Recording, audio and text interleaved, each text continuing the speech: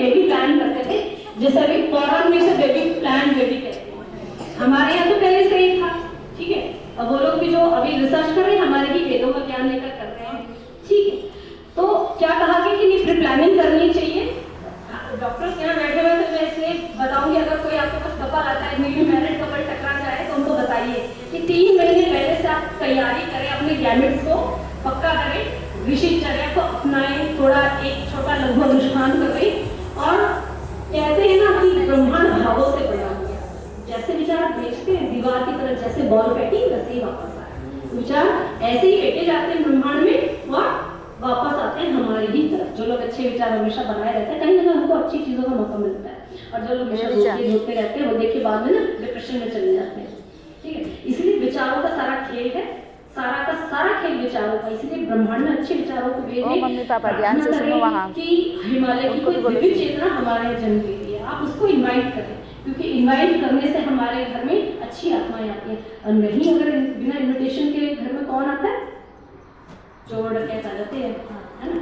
कोई बात नहीं, अगर नहीं पता लगा तो फिर व्यवस्था बनाई पुंसन संस्कार की।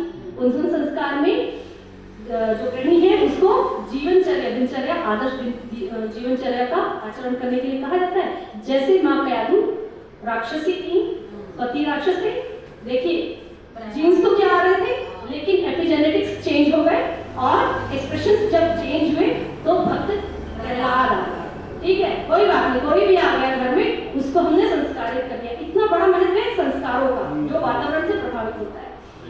और जब बच्चा आ जाए इसके बाद उसके विभिन्न प्रकार के सारे संस्कारों को करवाया जाता है, नामकरण, अन्नप्राशन, मुंडन, विद्यारंभ, है ना, यज्ञोपवीत। और यज्ञोपवीत सबसे इम्पोर्टेंट संस्कार है जो जन्म जन्मांतर तक चलता है, क्योंकि उसी में अनुशासन में चलने की व्यवस्था बनाई गई है।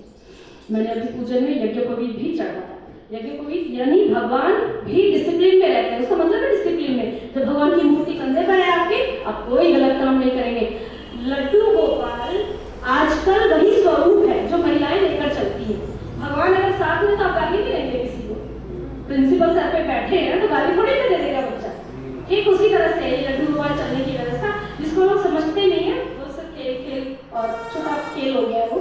लेकिन इसका जो है हमें क्या मैसेज दे रहे हैं, ये जो पूजा पाठ में भी चीजें हैं, मैसेज क्या दे रही है, इसके साथ चढ़ाया जाना चाहिए, तो ना मन लगता है पूजा।